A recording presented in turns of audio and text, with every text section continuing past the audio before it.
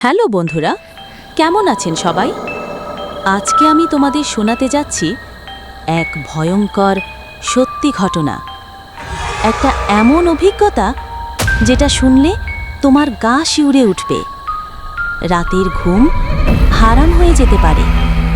তাই বলছি, আলো নিভিয়ে মনোযোগ দিয়ে শোনো, কারণ এই গল্পটা হয়তো তোমার চারপাশেই কোথাও ঘটে গেছে। আজকের গল্পের নাম ছায়ার আর্তনাদ।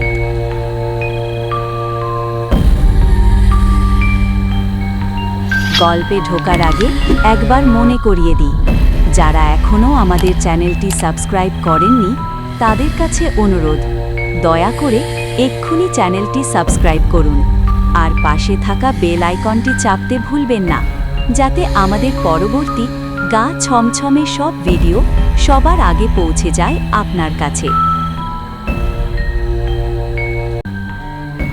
সন্ধ্যা নামছিল, কালো মেঘে আকাশ ঢাকা, বিদ্যুৎ মাঝে মাঝে আকাশ ফুঁড়ে চমকে উঠছিল।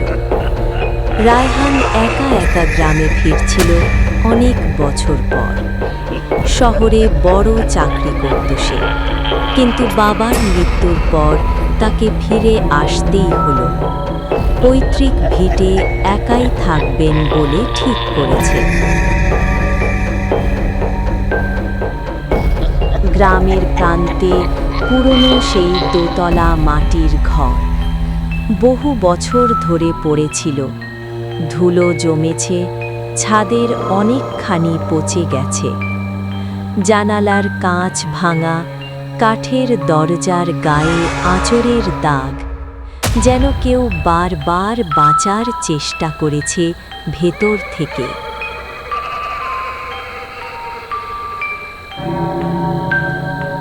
রায়হান জানে লোকেরা এই ঘরটিকে ছায়ার ঘর বলে ডাকে। বহু বছর আগে নাকি এই ঘরে এক ভয়ঙ্কর কিছু ঘটেছিল, কিন্তু কেউ ঠিক জানে না কি। সবাই বলে রাত নামলেই ওই ঘর থেকে কান্নার আওয়াজ আসে।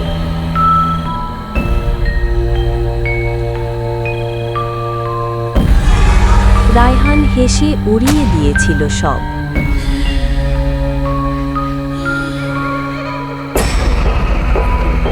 তার যুক্তিবাদী মন এসব কুসংস্কারে বিশ্বাস করে না, কিন্তু সে জানত না ঘরের ভেতরে তার জন্য অপেক্ষা করছে এমন কিছু যার ব্যাখ্যা বিজ্ঞান দিতে পারে না।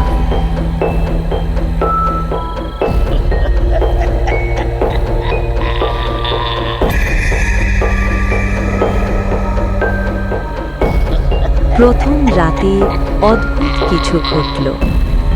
রাত ৩টে বাজে, হঠাৎ জানালার কাঁচ কাঁপতে লাগল, অথচ বাইরে বাতাস নেই।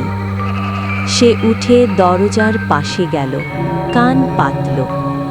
নিস্তব্ধতা, কেবল একটা শব্দ, কার যেন ঘরে হাঁটার শব্দ। ঠক ঠক ঠক। সে ডাকল, কে?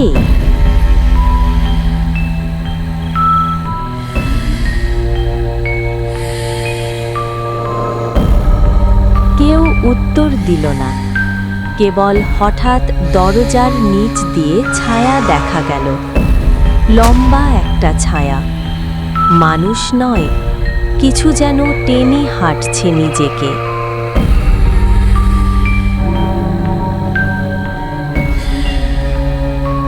ভয়ে রায়হান ঘরে লুকিয়ে পড়ল। পরদিন সকালে উঠে সে ভাবল হয়তো ঘুমের ঘোরে ভুল দেখেছে, কিন্তু পরদিন রাতে আবার।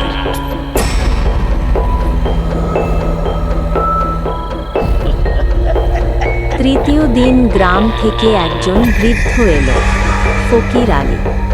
সে রায়হানকে বলল, বাবাজান, এই ঘর ছেড়ে দিন, এই ঘর যাকে ধরে সে বাঁচে না।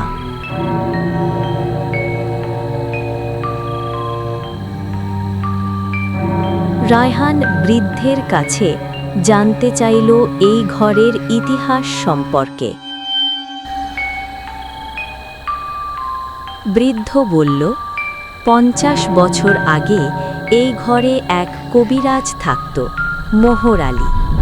সে নাকি মানুষের ওপর জাদু করত। একদিন তার স্ত্রী হারিয়ে যায়, আর তখন থেকেই সে পাগল হয়ে যায়। রাতে ছাদের উপর আগুন জ্বালাত, দেয়ালে রক্ত মেখে কিছু লিখত।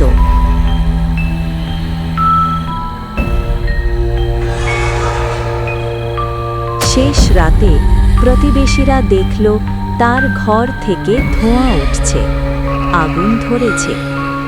যখন সবাই পৌঁছায় তখন মোহর আলীর চোখ উল্টে গেছে, আর সে দেয়ালে নিজের রক্তে লিখেছে, সে ফিরে আসবে, সে ছায়ায় আছে।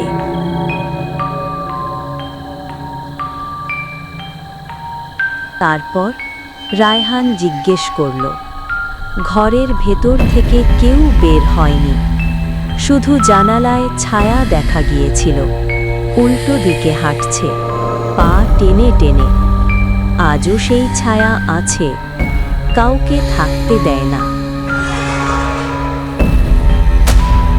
রায়হান সিদ্ধান্ত নিল, সে রাতেই প্রমাণ করবে এসব কিছুই মিথ্যে।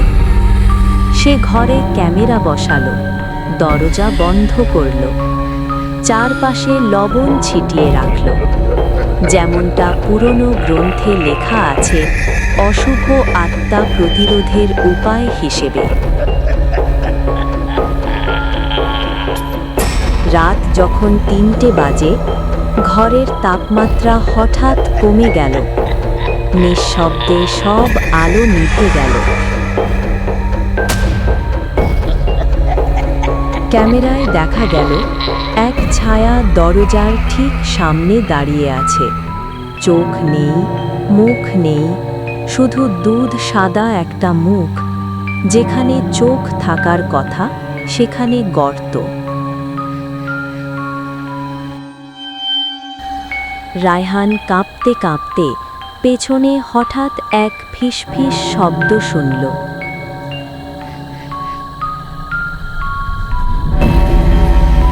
আমার ঘরে এসেছো, তুমি যাবে না।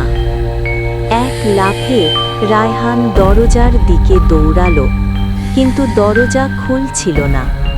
সে ঘুরে দাঁড়াতেই ছায়া তার মুখোমুখি। তারপর আর কিছু মনে নেই।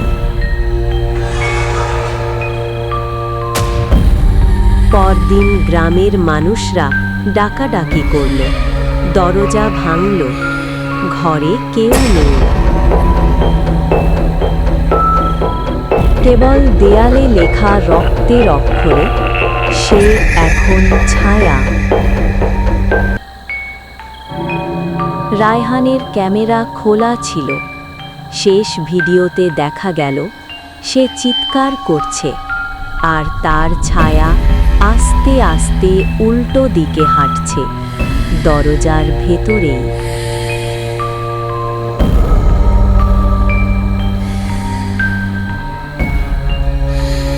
ঘর আবার খালি, কিন্তু রাত হলে আবার সেই শব্দ, ঠক ঠক ঠক।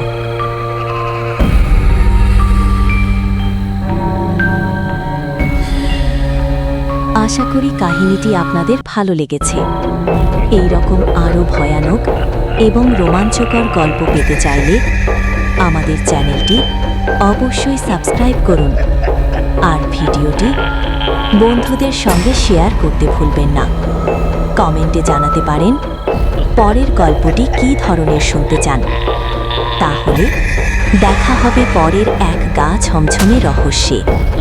ভালো থাকবেন, সাবধানে থাকবেন।